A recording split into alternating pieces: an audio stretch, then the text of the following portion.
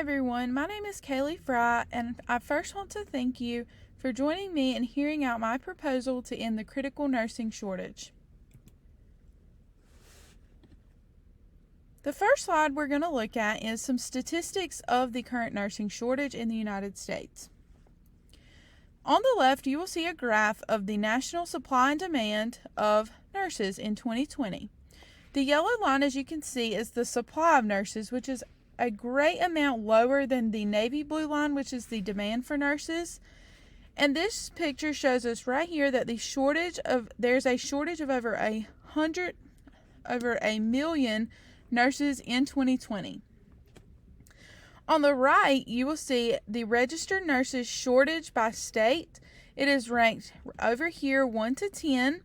It is ranked by state. And first we see the supply numbers and then the demand. And then on this column right here, there is the difference of the supply and the demand. And all of these states are in the negatives for the supply of nurses.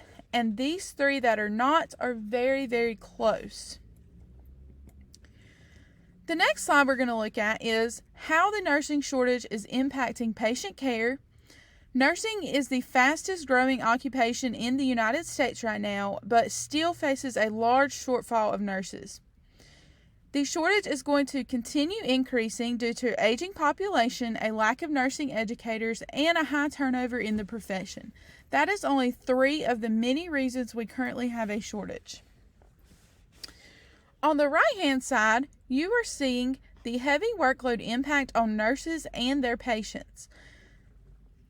Patients now have less time, which results in bypassing safety protocols and miscommunications, and that impacts the patient because they don't have the treatment that they need. Less attention is paid to details, which causes mistakes and straining the brain, and that impacts the patient by under-medicating them or overlooking small issues.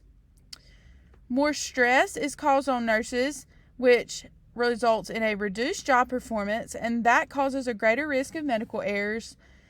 And more shortcuts leads to compromised quality of patient care, and patients are more at risk for infections, and data security is compromised. The first image came from Bradley University, and the second one came from the University of St. Augustine for Health Sciences. This slide, we are going to look at the overview of the nursing shortage. The aging population is one of the reasons that there is a current nursing shortage. Approximately 1 million nurses are going to be retiring from between now and 2030, and there's 47.5% of nurses over the age of 50. Poor patient care is a result of the nursing shortage.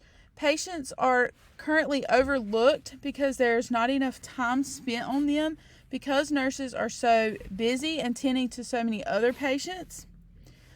The nurses do not have enough time to have intimate conversations with the family to give updates or assurance to them, so families are feeling betrayed. There is high patient to nurse ratios. Nurses have nearly double to triple the amount of patients a nurse should have, and nurses are doing the bare minimum to make sure all patients are seen. Ultimately, the nurses are getting tired of running around and becoming mentally exhausted, and they lose their will to work each day, which is called nurse burnout. The mortality rates are up higher now than ever. 2 to 7% the increase in the ICU deaths, and 12% higher deaths for normal hospital patients. The failure to rescue rate is increasing because nurses cannot keep a close eye on every patient due to having so many under their watch.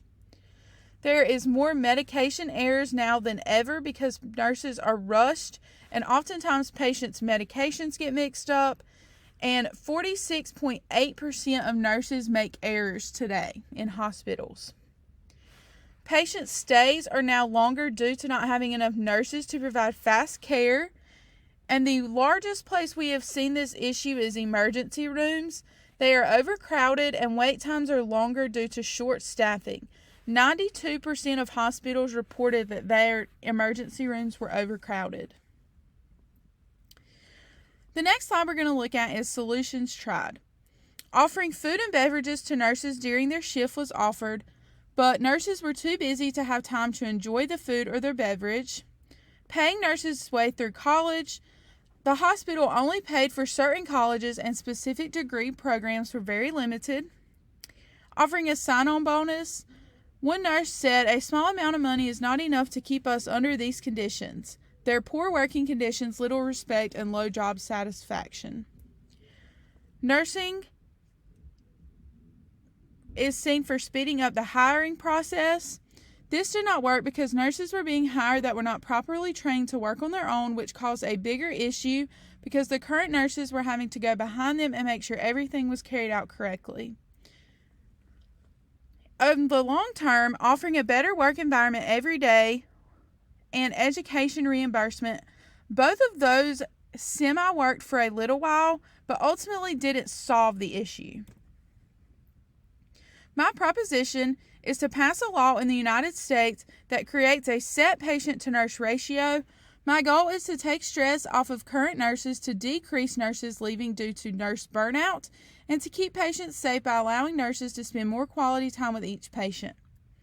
I will hire a representative to make sure all laws are being carried out in the hospital and make sure laws are not being broken and nurses are not being forced to work past what is expected of them. And the hospital will come together to create posters and advertisements on nursing to recreate the negative image of nursing. These are two images that are benefiting nursing and promoting it. Step 1, I will create a set patient-to-nurse ratio that all hospitals will follow. The government will be given statistics on how bad the ratio is, and the law will be then set in stone for all United States hospitals. Then I will present the law to all the hospital staff, and there will be consequences for the hospitals and the staff who go against the law and put nurses under situations they should not work in.